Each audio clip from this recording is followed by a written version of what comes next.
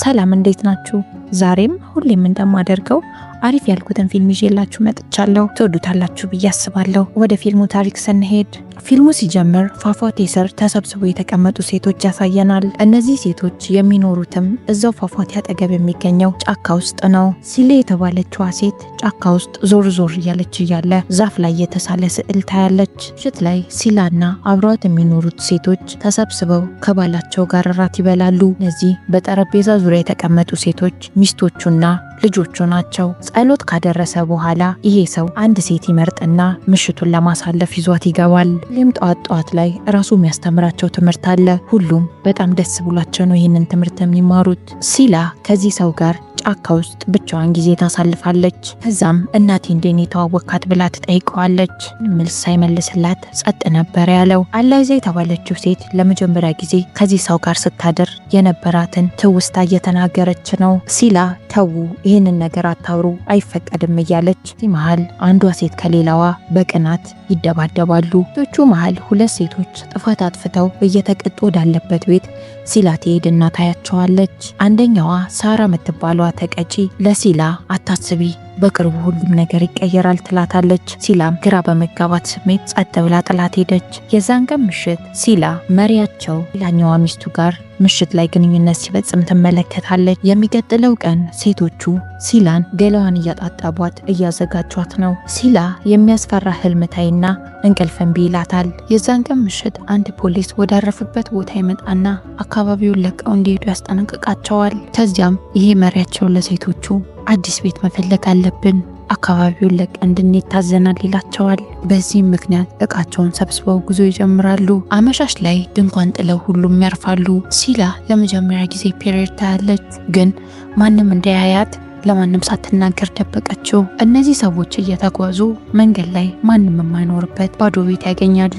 አንዳንዶቹ ሴቶች እዚህ ቤት ውስጥ ፈጠን ብለው ይገባሉ። መሪያቸው ግን በጣም ይናደድና ይቆጣል። እዚህ ቤት ውስጥ የሞቱ ሰዎች ነበሩ፣ ለምን ገባችሁ አላቸው። የዛ ቀን ምሽት ሁሉም ቤቱ አካባቢ ድንኳን ጥሎ ከተኛበት ሲላ ቀስ ብላ ትወጣና ወደ ቤቱ ትገባለች። ሲላን ተከትላ ሳራ መጣች። ከዛም ሳራ መሪያቸው ሲደበድባት እንደቆየና እነቶቿ ላይ ያሉትን የበለዙ ምልክቶች ለሲላ ታሳያታለች። ጧት ላይ ሲላ ሰውነት ላይ ደም ሲያዩ ሁሉም ሴቶች ሲላን ይጠየፏታል። በእምነታቸው መሰረት ንጹህ ያልሆነች ሴት ንጹህ ከሆነች ሴት ጋር መቀላቀል የለባትም። ያረጁት ሴቶች በወጣቶቹ ሴቶች በጣም እየቀኑ ነው። መሪያቸው ያኔ ሳያረጁ እነሱም ወጣት እያሉ በዚህ መልኩ ነበር የሚንከባከባቸው። ሲላ በጣም ደንግጣ ሳራን አንቺ ምን ያሳለፍኩትን አሳልፈሻል? ፔሬድ የተሻል ብላ ትጠይቃታለች። ሲላ ሳራን መሪያችን አንቺን የሚወድሽ ነበር ብላ ትጠይቃታለች። ሳራ መለሰችላት፣ እሱም መከተሌ ህይወቴ ውስጥ ካጠፋኋቸው ጥፋት አንዱና ዋነኛው ነው ትላታለች። እኔና እናትሽ ይህን ሰውዬ መከተል ከጀመሩት ሴቶች ውስጥ የመጀመሪያዎቹና ዋነኞቹ ነን ብላ ነገረቻት። መጀመሪያ የሚሰጥሽ ቦታና ሲንከባከብሽ የፀሐይ ብርሃን እንዳገኘሽ ነው የምቆጥሪው ያለች ለሲላ ታስረዳታለች። የሲላ እናት ሲላን ከወለደች በኋላ ቁስሉ ኢንፌክሽን ይፈጠርና በዚህ ምክንያት ትሞታለች። ሳራ ሆስፒታል እንሰዳት ብልም መሪያችን ሆስፒታል የሚባል ነገር አይቻልም ብሎ ከለከለ ትላታለች። ሳራ ለሲላ በፊት ወጣት እያለው ወደ ወንዙ ሄጄ እርቃኔ መታጠብ ወድ ነበር ብላ ትነግራታለች። እንደዚህ ሳደርግና ሰውነቴን ንፋስ ሲነካኝ ነፃነት ያገኘው ነው የሚሰማኝ ትላታለች። ረጅም ዓመት ይህን ሰውዬ በመከተል ስለኖረች አሁን ነገሮችን መቀየር በጣም ያስፈራታል። ፔሬዷ እስኪሄድ ጠብቆ መሪያቸው ሲላንም አልተዋትም፣ ከሷ ጋርም ግንኙነት ይፈጽማል። ፔሬዷ ከሄደ በኋላ ሲላ ከሌሎች ሴቶች ጋር ስትቀላቀል ለምንድን ነው ከዛች ከተገፋች ሴት ጋር ጊዜ የምታሳልፊ ብሎ ሌሎቹ ሴቶች ይናገሯታል። መሪያቸውም ሲላን ሳራ ምንም የማትጠቅም ሴት ናት፣ ከሷ ጋር አታውሪ ይላታል። እንደዚሁ መንገድ ላይ እንዳሉ አንድ ሴት ምጧ ይመጣል። ምጧ የመጣባት ሴት በጣም ነበር የደነገጠችው። ባለችበት ሁኔታ መውለድን አልፈለገችውም ነበር፣ ግን ሌሎች ሴቶች እንዴትም አጽናንተዋት ወንዝ ዳር ይወስዷትና ያዋልዷታል። እቺም ሴት ልጁን በሰላም ተገላገለች እንጂ እሷ በህይወት አልቆየችም። ቀብር እያስተካከሏት እያለ የሴትየዋ ትንሽ ልጅ እግሯን ይዛ አለቅም ትላለች።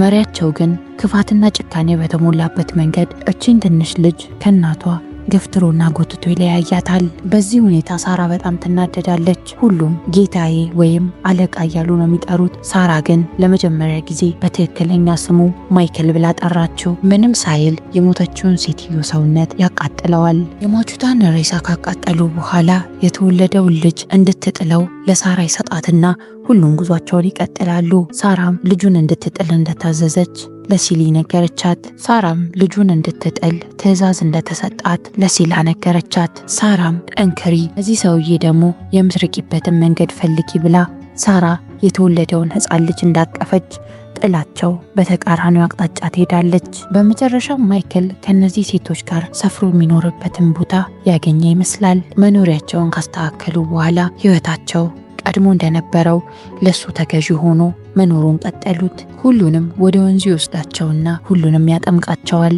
የሲላ ተራ ሲደርስ ሲላን ውሃው ውስጥ ረዘም ላለ ጊዜ ከቷት ጸጉሯን ይዞ ያቆያታል። ምሽት ላይ መሪያቸው ሲላን ወደ መኝታ ድንኳኑ እንድትመጣ ያዛታል። እሷም እንደታዘዘችው መጣች። ከዚያም ጸጉርሽን ፍቺው አላት። ከዛም እናቷን እንደምትመስል ይነግራታል። ከዛም ይሄ ሰው ራሱን ያስደስታል። ሲላ አማራጭ ስለሌላት ከሌሎች ሴቶች ጋር ተሰባስባ እንዴት እንደምትበቀለው ዝም ብላ ማሰቧን ቀጠለች። የሚቀጥለው ቀን ምሽት ሳራ ሴቶቹን እንዳለ ሰብስባቸው ስለ አንድ ጠንካራና ጎበዝ ሴት ታሪክ ትነግራቸዋለች። ጠዋት ሲነቁ ቦታው ላይ ያሉት ወጣቶቹ ሴቶች ናቸው። እናቶቻቸው አሮጊቶቹ የሉም። ወጣቶቹ ሴቶች ምን እንደተፈጠረ ሊጠይቁት ሲሄዱ ይህም ሰው አንድ ታምር ተፈጠረ ብሎ ይነግራቸዋል።